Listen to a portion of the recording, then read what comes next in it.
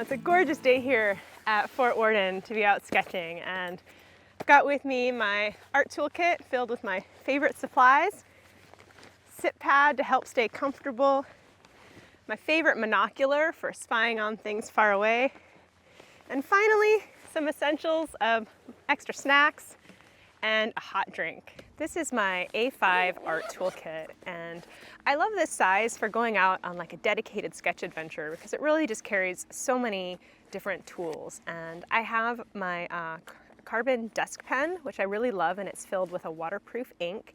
Then I also have the Pentel brush pen, which is also waterproof ink.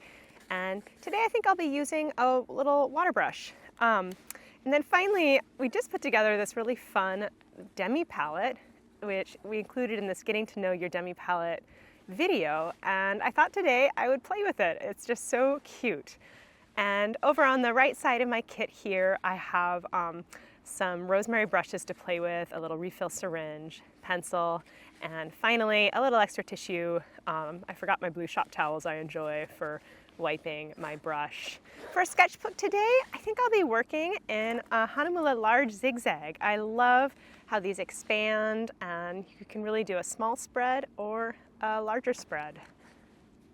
So I'm sitting out here at this beautiful little cove I like to call the Lighthouse Cove. And out nature journaling, one of the first things I just always love to do is set the scene for myself with a little sense of place. So I'm just gonna make myself a few notes and add a little information about where I am, what the time is. I think about the W's. Right now it's 1:15 p.m. Who, what, where, when, why, the weather. And starting with a sense of place helps me get grounded. I also like to think about how I feel or what I notice. I see buffleheads and mergansers, and I can add those to my notes. And I'm going to start to fill my page. I often love to begin with a little bit of a viewfinder, just to break things down, and off in the distance I see Mount Baker. And I'm just focusing again with nature journaling on sense of place and process, trying to capture where I am and what I'm noticing, a snapshot in time. And I love here, I'm seeing up this hill, some of these trees still wintry, deciduous without their leaves. And I love the shapes of these pine trees on this headland to the north of me, and the sea coming out. And adding my ink first, I always love ink, thinking about ink as the bones of the sketch. And then when I add color, that'll help just bring it to life. Sometimes with birds flying, I try and take just a little snapshot in my head of what that quick movement looked like. Adding some notes of what I'm hearing, the call of the gulls. And I want to sketch some of the other birds I saw. I love it when the little diving birds, they plop down and disappear for a moment, and then you can just wait and watch for them to pop back up. And sometimes you can even see something in their beak when they pop back up. I love these little mergansers and buffleheads. Buffleheads especially are some of just my favorite birds. And the mergansers too have these little like race car heads. They kind of punk rock feathers coming off the back that I just think are so charming. Buffleheads, in my opinion, the cutest little guizos.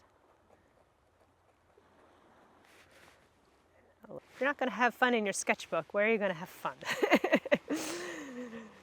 Remember, your sketchbook's for you. And what's up here? We've got Mount Baker. There's things that you observe, that you notice, that you don't recognize or know the names of. It's such a fun opportunity to go back later at home, or find a local resource like a visitor's center if you're at a park, and learn what you're observing. I might just have to add in a little note of these clouds coming in. They've been blowing in since I've been sitting out here. They're beautiful peachy clouds. All right, I think my quick sketch is about done, so I'm going to pull out my palette and bring it to life. And I love that with this little palette I have my reference card to remind me what my colors look like. Pop that back in. And sometimes I like to clip my palette to my toolkit, just so, or my sketchbook, so it's not going to go anywhere. Adding color, I often start kind of top to bottom and background to foreground. So I'm just going to quickly throw on the big colors. I love with skies, looking up at the zenith is more of a warm blue, getting a cobalt blue here. With skies, you can keep them loose. And this is going to dry fairly quickly out here with the sunshine I've got. I'm going to let these colors just loosely mix on my page. And closer to the horizon, I almost see a little bit of a sienna. And as long as skies are soft and the colors blend, you can do so much with them. And then I have some of this beautiful peachy mix of this cloud bank that's moved in. So I'm going to play with a little bit of Quinacridone rose and raw sienna and a little bit of my blues to get a little bit of this kind of warm mix. There we go. And on this page, I had a little bit of fun mixing up the background and the foreground and some of the different elements, and that's okay. It's not a traditional painting. It's just exploring outside and different elements of the landscape. So, whoops, here's a little smudge from my thumb.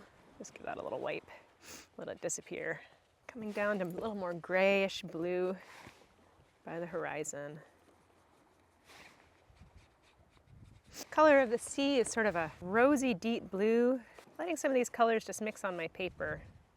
I have in this palette a really fun color, which is green gold, which is this really vibrant green that can be tinted or adjusted with other colors. I'm going to come on with this base of green gold, drop in a little bit of neutral tint, maybe a little bit of rose and blue, deepen it. If I want my edges to stay crisp, I'm just going to keep my paint on dry areas, as my wet areas might still just be a touch wet where I've put other layers of paint already. When in doubt, simplify. Squint your eyes, look for the big shapes.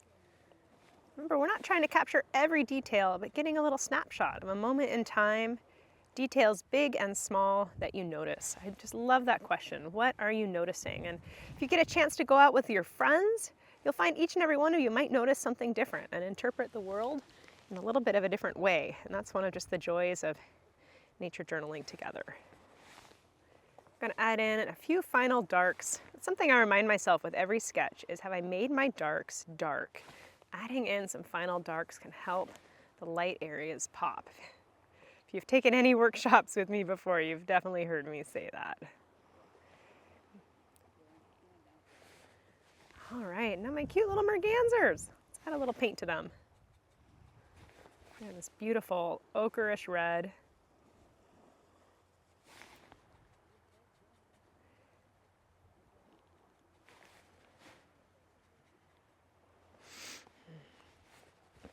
Buffle heads, and I might come in and, oopsies, accentuate some little parts of these lines or birds. Do a mistake like that, I accidentally painted a little area. I just added some water and sucked that up with a little bit of my towel. And out nature journaling, you might have 15 minutes, 10 minutes, half an hour, and depending on how much time you have is going to depend on how much detail you add. And as the watercolor dries, that is an opportunity to say, any last little darks, any little thing that I want to pull out a little more. There's always the question though of, when is a sketch done? And if you think it might be done, it's probably done. If you're making little marks that aren't making appreciable differences, it's also probably done.